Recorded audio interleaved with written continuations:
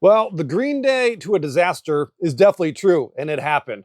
The radical move I made, that was a suggestion from YouTube for my little title, but I don't know how radical it was, but I definitely did a thing. I'm just going to dive into a few trades. I'm going to skip Monday. It was a green day, $98. At the time, it felt great.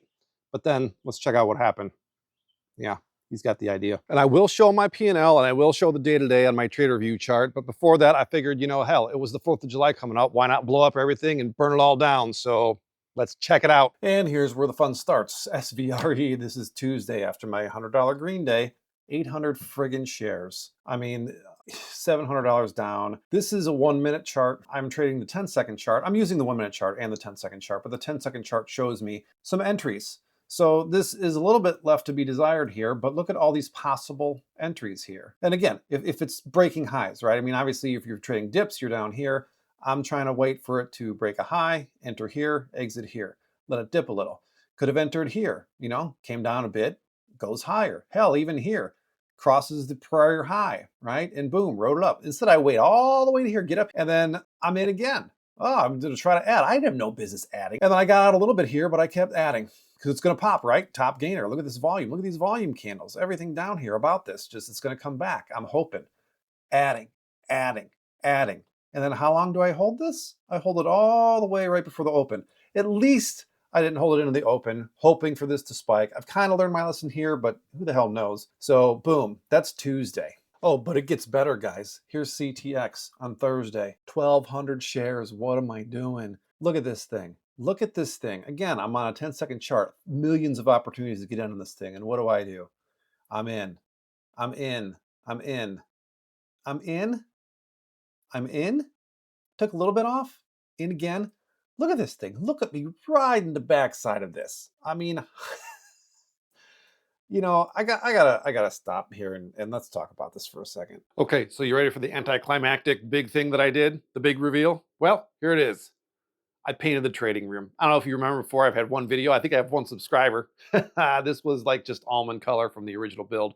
I painted this room, and I'm going to tell you why in 1 second. But first, I'm finally experiencing this emotion in trading, which I always watched on YouTube videos and knew about, but I was at small size and inconsistent, so I never experienced it. Now that I've been doing this every day religiously for about a month and using a little larger size, I get it. I don't know what is going on in my brain. I've had a mildly addictive personality with hobbies and business, but this is something totally different. I just can't seem to accept the loss. And I seem to think it's going to bounce. Volume's 80 million. It's the top gainer. There's fresh news. It's zipping up and down. Surely it's got to come back up. And when you get out, it does, right? All-time highs. When you stay in it, that MACD crosses, it pukes red, and just keeps going. So I don't know what my problem is. We're gonna figure this out. I've got a few things that I'm gonna try to help. I'm gonna show you one in a second. And the other one was I painted this whole room during a trade on Thursday. Got in and was in it for 10 hours. Kept averaging down like an idiot, and went to the garage. Got all my materials. Drove to the paint store. Lugged everything up here. Moved the furniture out. Painted this whole thing, thinking next week this is gonna give me a fresh perspective. Dark, serious, somber in here, right? I'm gonna be focused, laser focused. So that's done. And then I'll show you this next thing on the computer I'm gonna use too. All right, so here it is. I mean, ChatGPT, Gemini AI, Claude, it's amazing. So this is pretty eye-catching. I've got it on a slideshow right now, so it kind of moves. I'll show my whole trading screen maybe this week when I'm trading. I've got all my charts up. I've got my light speed up, order entry, level 2. But this here is kind of what I struggle with, and I think for me is key. Obviously, I'm the problem. The market's not the problem. It's not, I mean, it's me. And I have a problem. Top gainers only. I get distracted. Something moves. I get into it like small size, and then I see that the top gainers start moving, and I should have been there to begin with. By the time I get over there, it moves over. I jump in anyway. Also, volume right here. I need to pay way more attention to volume so I can see something that's going to trend, that's increasing in volume. More players are getting involved. This is a big one. Stops. Obviously, you guys have seen this averaging down I do. I need to get out one time, and that's it. And if I'm going to re-enter, I need to wait till it comes back to where my original entry was. I can't keep thinking that's the dip or this is the dip. Maybe it is, maybe it's not, but I need more confirmation than that. No averaging down ever. Right here, boom. No revenge trading. Again, I think the stock owes me the $100 that I just lost, so I stick with that and I try to dive in and out, in and out, in and out, and it's too fast, it's too chaotic. So this, along with my paint job, these are tiny little stupid things, right? But I'm trying to stack tiny things, reprogram my brain, try to stay in the moment, looking at these in my new environment, and also really the big thing, and let's go to a different screen here. Well, I almost forgot to show you, so I'm going to go into Trader View, and here it is. Here's last week, $97 Monday, 1500 Tuesday, 207. I can deal with that. And then 1700. Again, this is the painting day, right? 10 hours and 2 trades, chasing it down. I was down 5,500 for the month. Now I'm down 9,000 for the month. So again, I need, so yeah, painting's great, the room for a different environment. I don't know why I keep saying that, sounds ridiculous.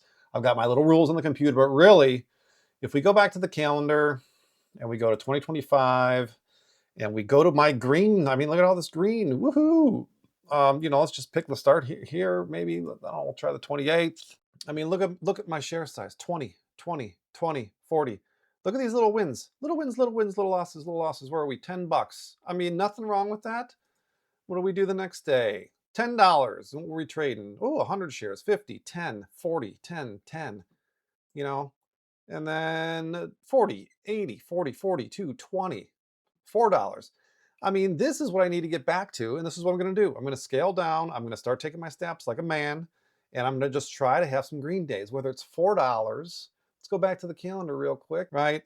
This was in Thinkorswim. This was trading after 9:30. I had stop losses set. It would automatically take them. I was taking small size. There was no pressure. I was having fun. I mean, I had a couple grand I was messing with every day. It was up or down a bit, right? I mean, 250 up, but look at all the green, right? So of course the idea was scale. If I took 10 times the trades, well, that's $100. If I took 10 times the trades, that's $670. If I took 10 times the trades, that's $450. Oh my gosh, this would have been, a couple $1,000 for that month. If only I had taken 1,000 shares, not 10 or 40. That's what I did. What I did was I also scaled up and went to light speed and started trading pre-market. I still see the value in pre-market. I think that's where I want to live and breathe. So we're going to get back to small size. We're going to get back to cutting quick and trying to duplicate some very small profits and some reasonable losses. More green days and red days. Keep the red days looking like the green day amounts, right? Not getting crazy. Well, so there we have it. Another miserable, horrible, frustrating week of trading.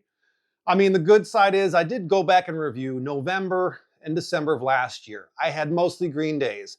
I was profitable.